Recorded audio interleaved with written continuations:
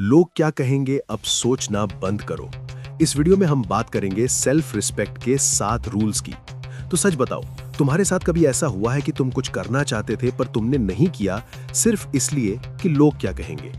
Gym join करना था पर सोचा लोग बोलेंगे इतना मोटा है अब जिम जा रहा है। यूट्यूब चैनल शुरू करना था पर सोचा लोग बोलेंगे ये क्या बकवास कर रहा है। नया हेयर स्टाइल ट्राई करना था पर सोचा लोग हंसेंगे। अपनी बात रखनी थी मीटिंग में पर सोचा लोग जज करेंगे और तुम चुप रहे। अपने आप को रोक लिया, अपनी ड्रीम्स को पोस्टपोन कर दिया सिर्फ इसलिए कि कुछ लोग कुछ सोच लेंगे। आजकल तुम देख रहे हो ना, सोशल मीडिया पे वो ट्रेंड चल रहा है जीरो सिविक सेंस वाला।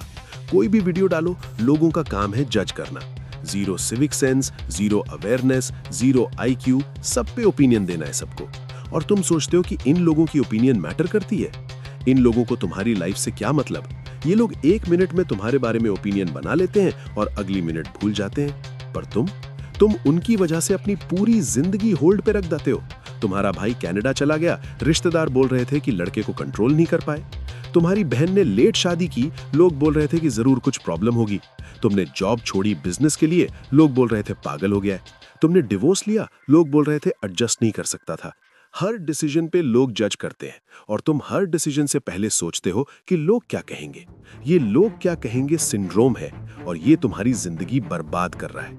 ये तुम्हारे ड्रीम्स रोक रहा है, तुम्हारे डिसीजंस इन्फ्लुएंस कर रहा है, तुम्हारी ऑथेंटिसिटी चुरा रहा है। तुम वो नहीं बन पा रहे जो तुम बन सकते हो सिर्फ इसलिए कि कुछ रैंडम लोग कुछ सोच लेंगे।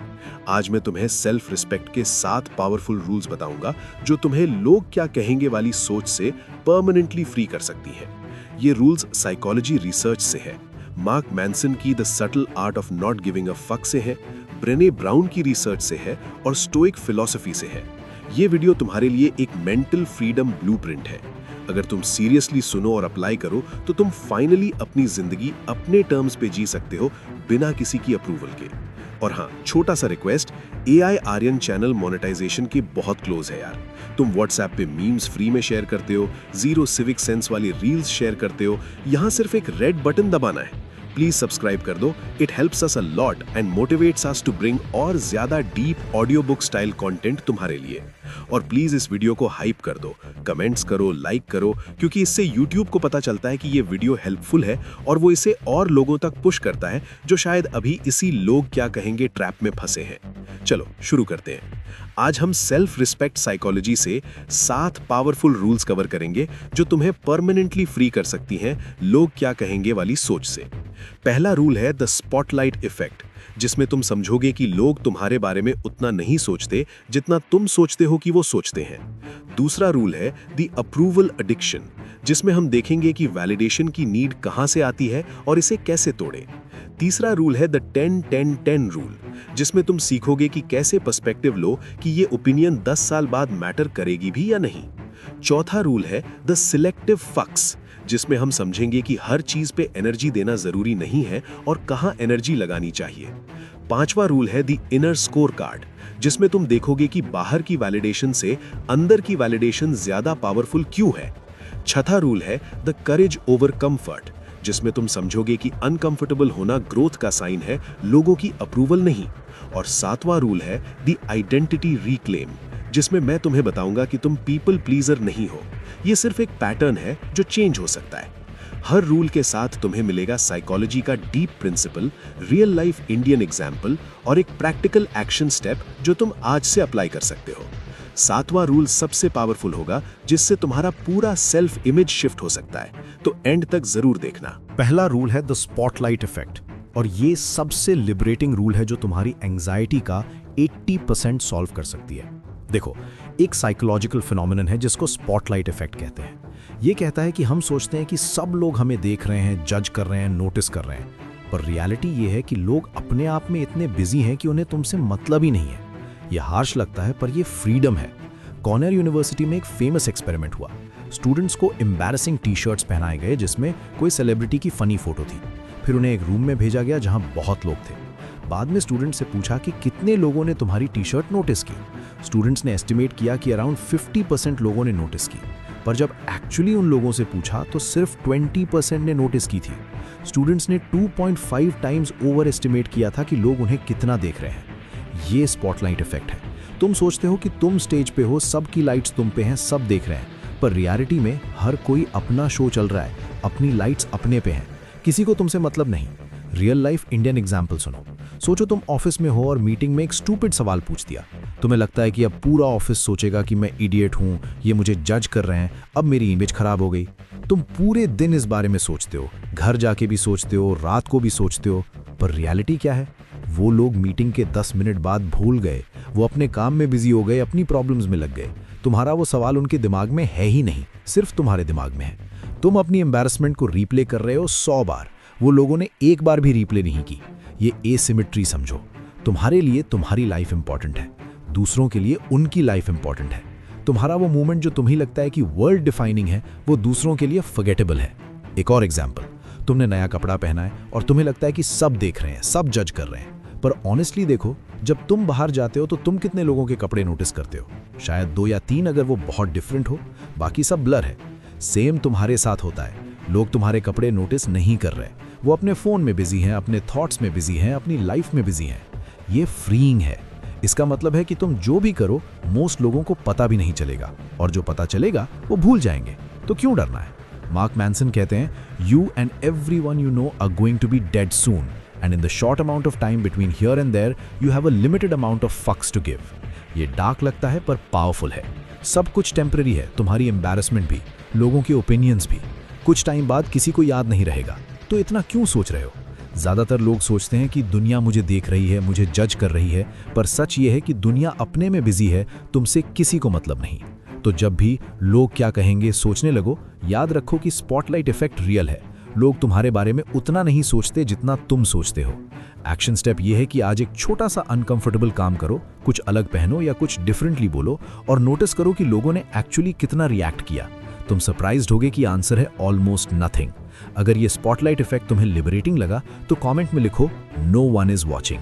चलो अब चलते हैं अगले रूल पर, जो बहुत डीप है। दूसरा रूल है द अप्रूवल एडिक्शन, और ये वाला रूल तुम्हारी लोग क्या कहेंगे प्रॉब्लम की रूट कॉज एड्रेस करता है।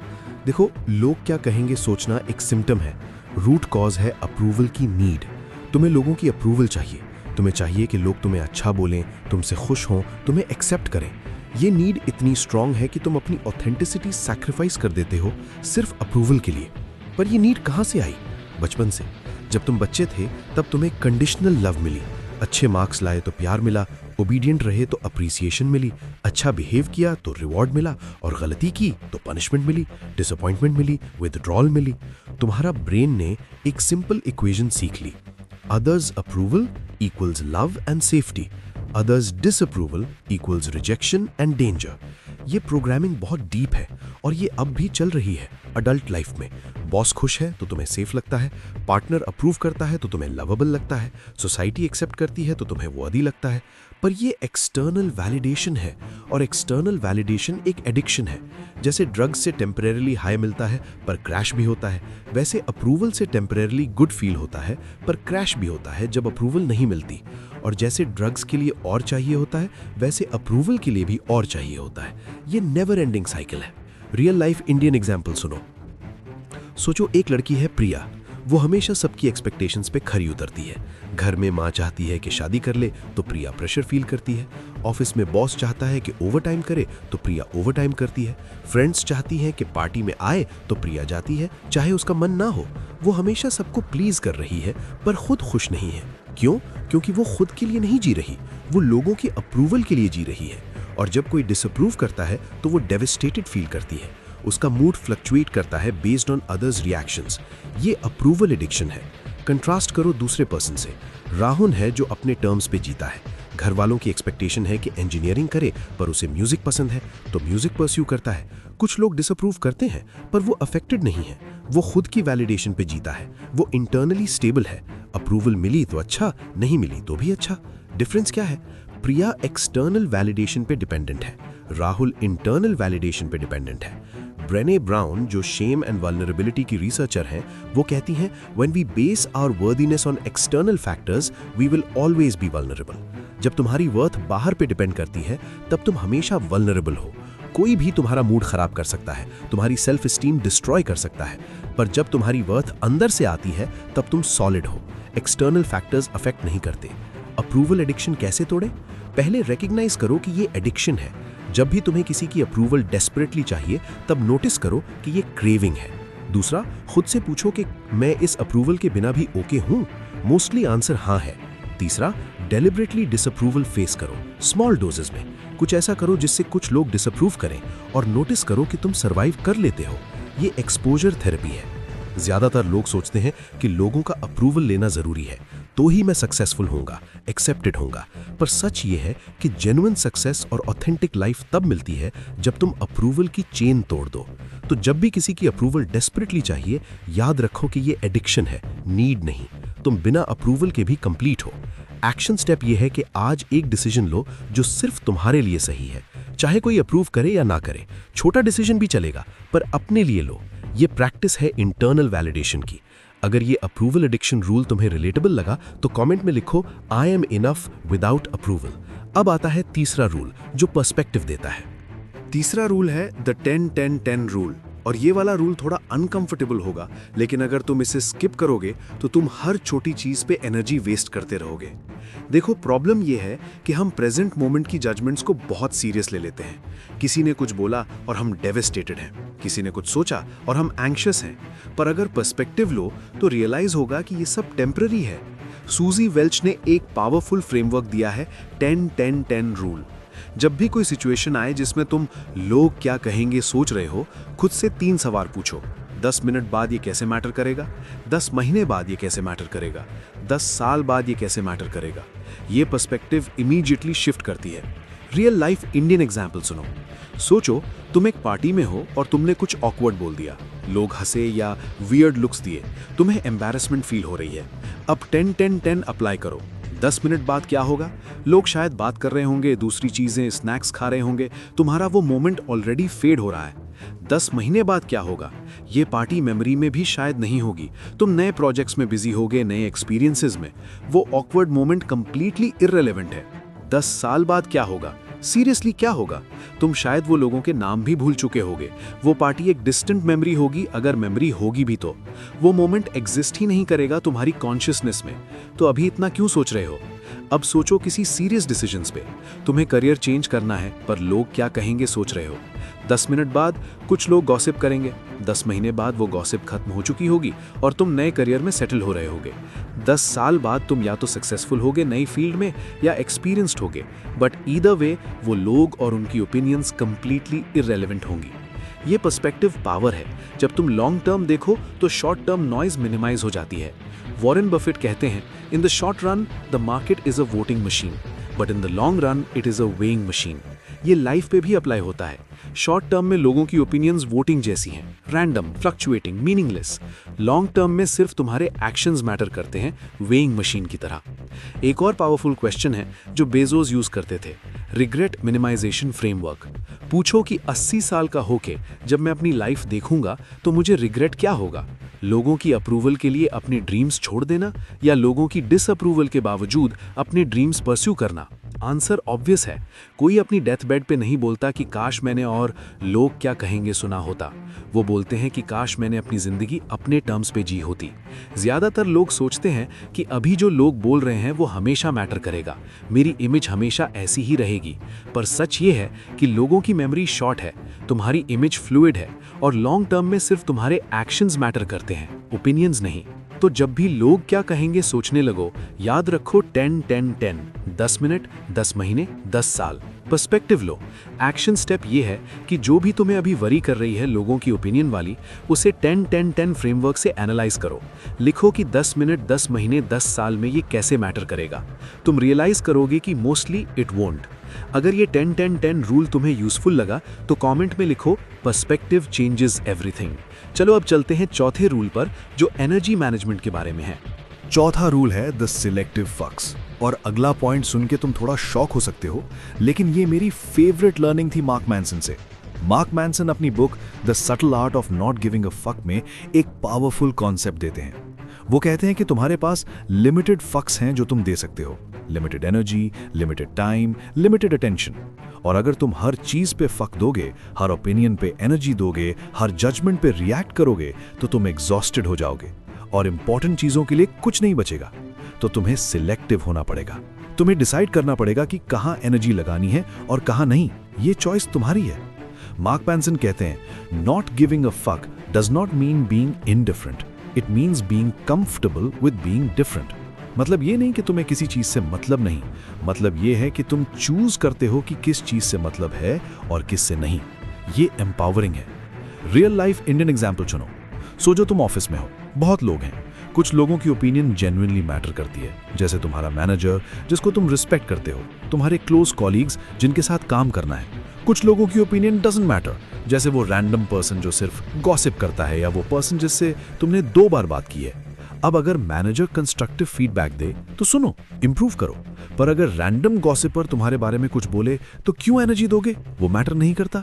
पर क्या होता है, हम सबकी ओपिनियंस इक्वली ट्रीट करते हैं। अगर कोई भी कुछ बोले हम अफेक्टेड हो जाते हैं। ये एनर्जी मिसमैनेजमेंट है। फिल्टरिंग जरूरी है। मैं तुम्हें एक प्रैक्टिकल फिल्टर देता हूं। पूछो ये 3 सवाल। क्या इस पर्सन की ओपिनियन मेरे गोल्स के लिए रेलेवेंट है? क्या इस पर्सन ने अपनी लाइफ में वो अचीव किया है जिसके बारे में वो ओपिनियन दे रहा है? क्या इस पर्सन की जेन्युइनली मुझसे केयर है या वो सिर्फ जज कर रहा है? अगर तीनों का आंसर नो है तो वो ओपिनियन ट्रैश बिन में जानी चाहिए। तुम उससे सीरियसली लेने के लायक नहीं हो। रियल एग्जाम्पल लो। तुमने बिजनेस शुरू किया, तुम्हारा चाचा जो गवर्नमेंट जॉब में है और कभी रिस्क नहीं लिया, उसका ओपिनियन है कि बिजनेस रिस्की है, स्टेबल जॉब लो। ये ओपिनियन रेलेवेंट है? नहीं, चाचा ने कभी बिजनेस नहीं किया, उन्हें एक्सपीरियंस नहीं है। उनकी केयर है या judgement? Mostly judgement mixed with their own fears. ये ओपिनियन फिल्टर आउट। पर अगर एक सक्सेसफुल एंटरप्रेन्योर जो तुम्हारी इंडस्ट्री में है वो एडवाइस दे तो सुनो, वो रेलेवेंट है, एक्सपीरियंस्ड है और पोटेंशियली हेल्पफुल है। ये सिलेक्टिव लिसनिंग है, ये सिलेक्टिव फक्स है। एक और एस्पेक्ट है energy conservation.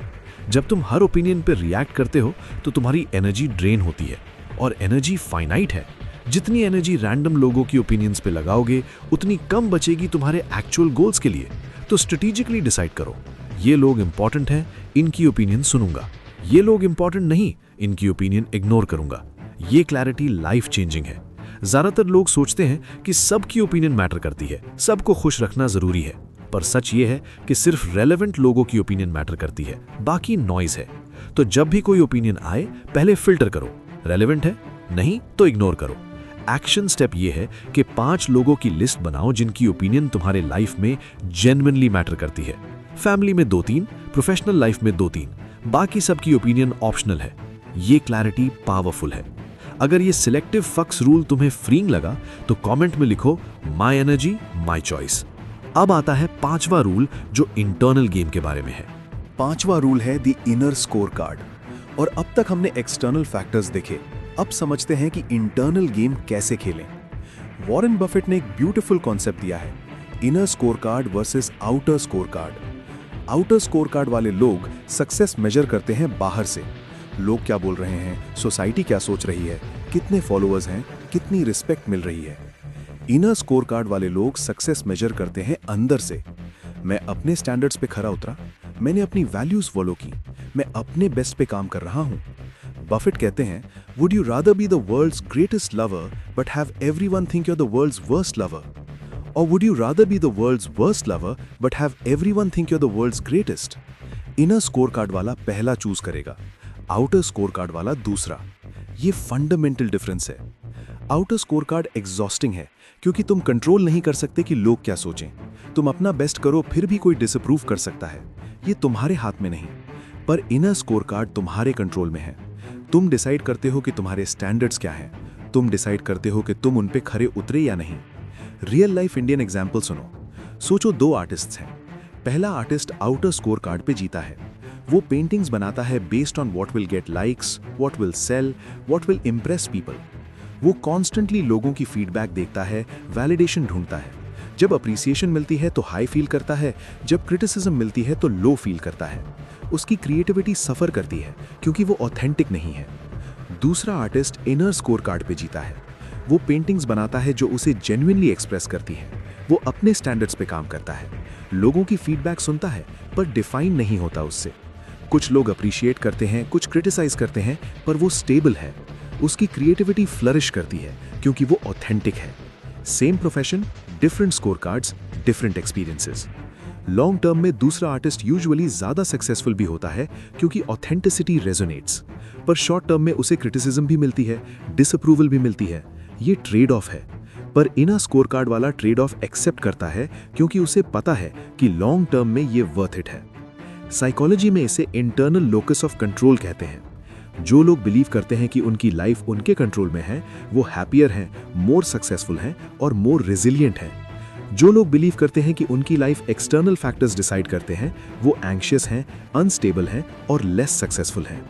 Inner score card तुम्हें इंटरनल लोकस ऑफ कंट्रोल देता है। प्रैक्टिकली इनर स्कोर कार्ड कैसे डेवलप करें? पहले अपने वैल्यूज क्लियरली डिफाइन करो। तुम्हारे लिए क्या इंपॉर्टेंट है? ऑनेस्टी, क्रिएटिविटी, काइंडनेस, एक्सीलेंस, जो भी हो लिखो। दूसरा, अपने स्टैंडर्ड सेट करो। तुम्हारा बेस्ट क्या है? What does good enough mean for you? तीसरा, डेली खुद से पूछो कि मैंने आज अपने स्टैंडर्ड्स फॉलो किए? अगर हाँ तो विन, चाहे किसी ने अप्रिशिएट किया या नहीं। अगर नहीं तो इम्प्रूव करो, चाहे किसी ने नोटिस किया या नहीं। ये इंटरनल गेम है, ये बाहर वालों से इंडिपेंडेंट है। ज्यादातर लोग सोचते हैं कि सक्सेस तब है जब लोग अप्रिशिएट करें, जब एक्सटर्नल वैलिडेशन मिले। पर सच ये है कि सक्सेस तब है जब तुम अपने स्टैंडर्ड्स पे खरे उतरो, जब इंटरनल सेटिस्फैक्शन हो। तो आज से अपना इनर स्कोर कार्ड डेवलप करो। लोग क्या कहेंगे मैटर नहीं करेगा जब तुम्हारा अपना स्कोर कार्ड क्लियर हो। एक्शन स्टेप ये है कि अपने 3 कोर वैल्यूज लिखो और अपने 3 पर्सनल स्टैंडर्ड्स लिखो। रोज रात को 2 मिनट लेके असेस करो कि आज मैं इन पे खरा उतरा या नहीं। ये इनर स्कोर कार्ड प्रैक्टिस है। अगर ये इनर स्कोर कार्ड रूल तुम्हें पावरफुल लगा तो कमेंट में लिखो माई स्टैंडर्ड्स माई सक्सेस। अब आता है छठा रूल जो ग्रोथ के बारे में है। छठा रूल है करेज ओवर कंफर्ट, और ये वाला रूल तुम्हें अनकंफर्टेबल ट्रूथ बताएगा। देखो, लोग क्या कहेंगे सोचना एक्चुअली एक कंफर्ट सीकिंग बिहेवियर है। तुम अवॉइड कर रहे हो डिस्कंफर्ट, तुम अवॉइड कर रहे हो जजमेंट, रिजेक्शन, क्रिटिसिज्म, और इस अवॉइडेंस में तुम अपना ग्रोथ सैक्रिफाइस कर रहे हो। हर मीनिंगफुल चीज लाइफ में अनकंफर्टेबल है।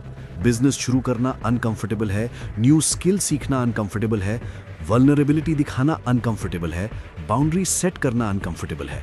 और जब भी तुम अनकंफर्टेबल होने से बचे, तुम ग्रोथ से बचे।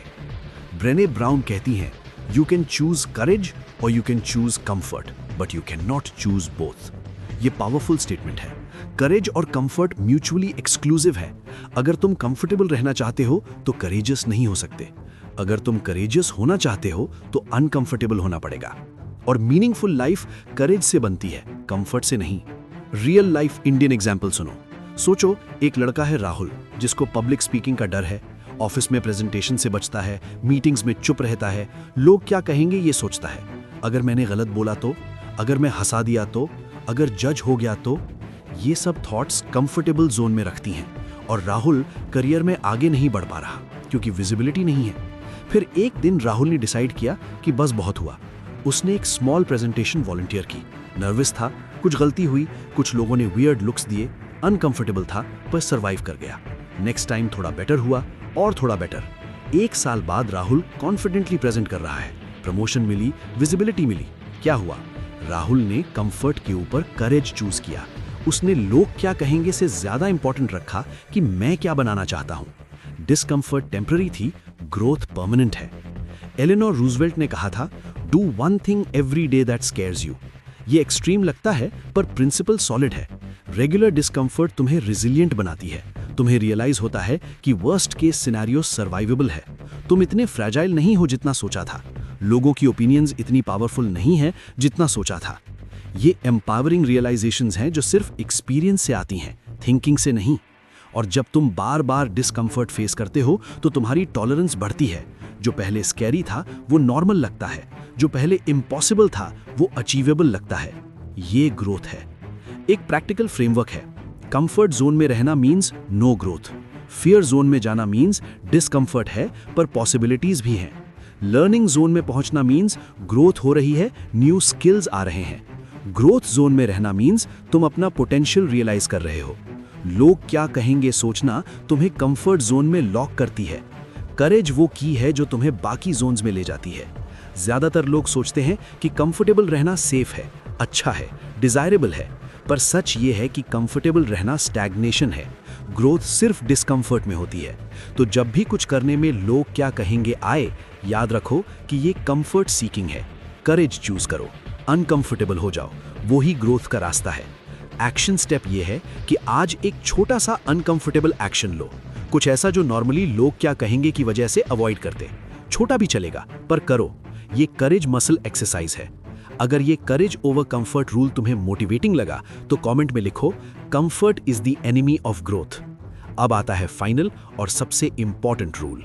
7वां रूल है द आइडेंटिटी रिक्लेम, और यही वो रूल है जहां से रियल ट्रांसफॉर्मेशन शुरू होती है। देखो, अब तक हमने बहुत टेक्निक्स देखी, पर्सपेक्टिव्स देखे, फ्रेमवर्क्स देखे। ये सब काम करती हैं, but temporarily. Real permanent change तब आता है जब आइडेंटिटी चेंज होती है। जब तक तुम खुद को पीपल प्लीजर समझते हो, लोग क्या कहेंगे पर्सन समझते हो, तब तक तुम वैसे बिहेव करते रहोगे। ये सेल्फ फुलफिलिंग प्रोफेसी है। पर सुनो केयरफुली, तुम पीपल प्लीजर नहीं हो।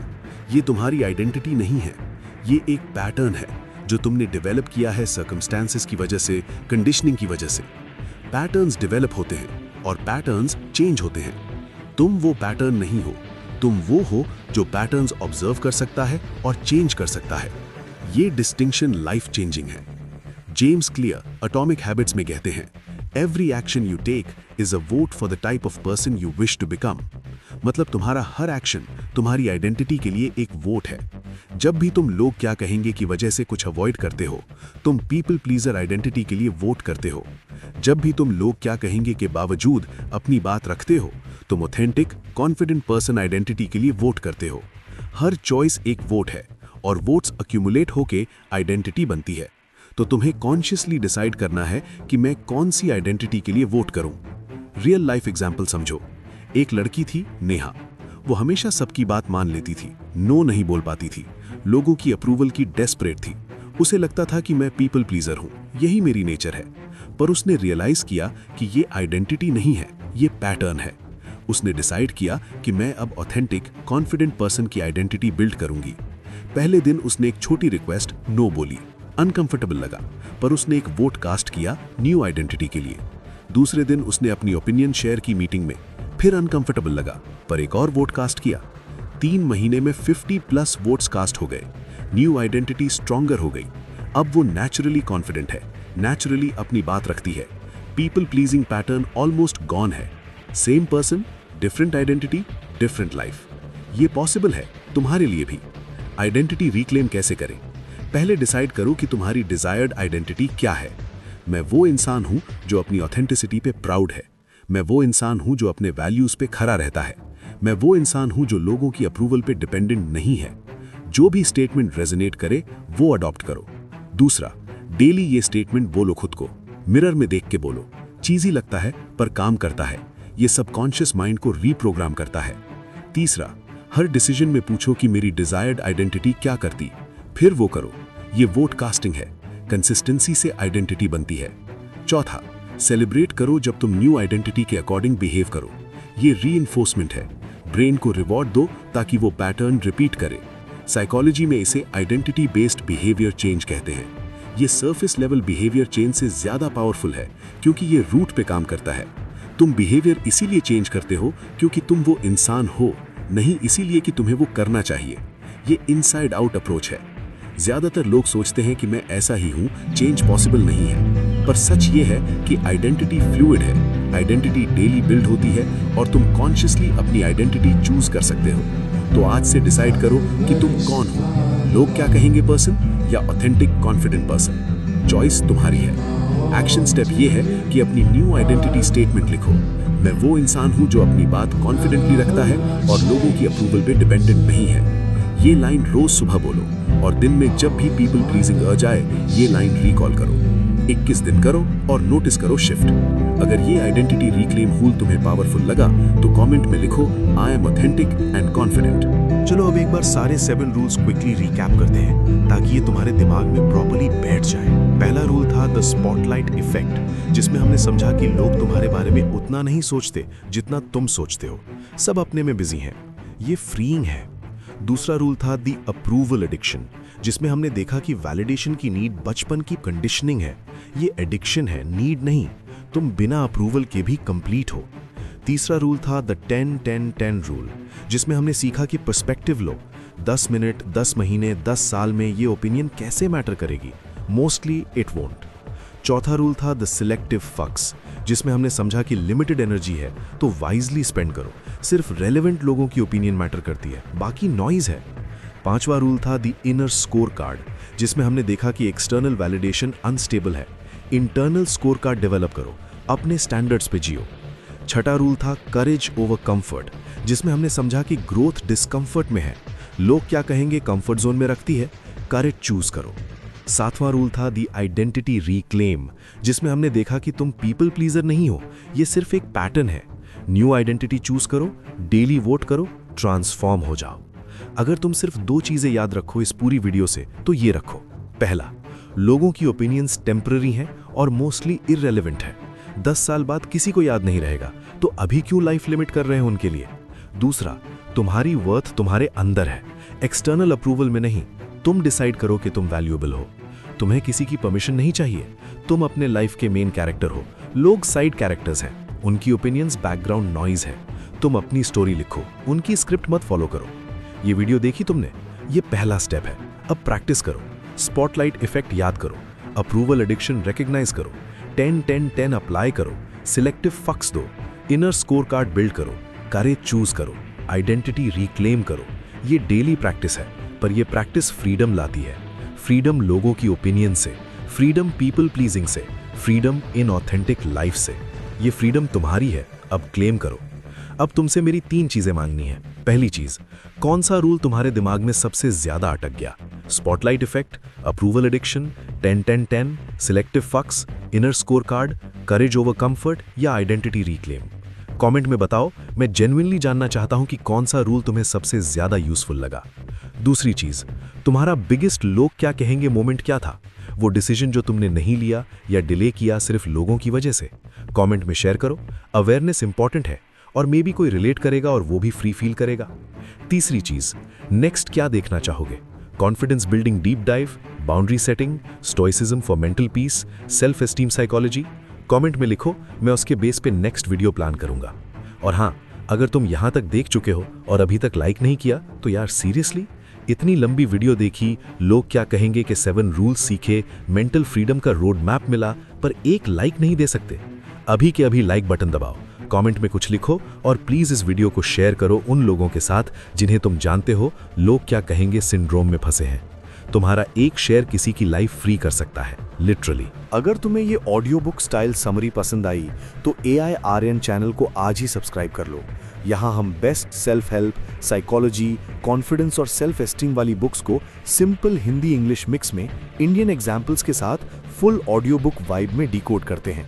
हर हफ्ते न्यू कंटेंट आता है जो तुम्हें मेंटली स्ट्रॉन्गर बनाता है, मोर ऑथेंटिक बनाता है और लाइफ में फ्री बनाता है। और genuinely we are really close to monetize our channel. हर एक सब्सक्राइब, हर एक लाइक, हर एक कमेंट यूट्यूब को सिग्नल भेजता है कि ये क्रिएटर और लोगों तक पहुंचना चाहिए। तुम नेटफ्लिक्स पे 199 रुपए, स्पॉटिफाई पे 119 रुपए, अमेजॉन पे 177 रुपए खर्च करते हो एंटरटेनमेंट के लिए। यहाँ मेंटल फ्रीडम फ्री है, सेल्फ रिस्पेक्ट, विजडम फ्री है, सिर्फ सब्सक्राइब करना है, वो भी फ्री है। अगर तुम्हें ये वीडियो पसंद आई तो इसके बाद ये वाली वीडियो जरूर देखो, the subtle art of not giving a fuck, complete Hindi summary, जिसमें मैं मार्क मैनसन की लेजेंडरी फिलॉसफी डिटेल में समझाऊंगा। लिंक डिस्क्रिप्शन में है, एंड स्क्रीन पे भी दिखेगा, वहां मिलते हैं। याद रखो, ये तुम्हारी लाइफ है, तुम्हें एक बार मिलती है और तुम इसे लोगों की ओपिनियंस के अकॉर्डिंग जियोगे या अपने टर्म्स पे जियोगे, ये तुम्हारी चॉइस है। लोग बोलते रहेंगे, ये उनका काम है, पर तुम सुनोगे या नहीं, ये तुम्हारा काम है। और अभी डिसाइड करो कि तुम कौन हो, वो इंसान जो लोगों की अप्रूवल पे जीता है या वो इंसान जो अपनी ऑथेंटिसिटी पे जीता है। ये फंडामेंटल चॉइस है और ये चॉइस तुम्हें हर दिन लेनी है, हर डिसीजन में लेनी है, हर मोमेंट में लेनी है। पर जब तुम कंसिस्टेंटली सही चॉइस लो तो फ्रीडम मिलती है, वो फ्रीडम जो तुम्हें हमेशा चाहिए थी, वो फ्रीडम जिसमें तुम अपने ड्रीम्स परस्यू कर सकते हो बिना डर के, वो फ्रीडम जिसमें तुम अपने आप हो सकते हो बिना मास्क के। ये फ्रीडम तुम्हारी है, अब क्लेम करो। ये था AI आर्यन। मिलते हैं अगली वीडियो में एक और गेम चेंजिंग बुक समरी के साथ।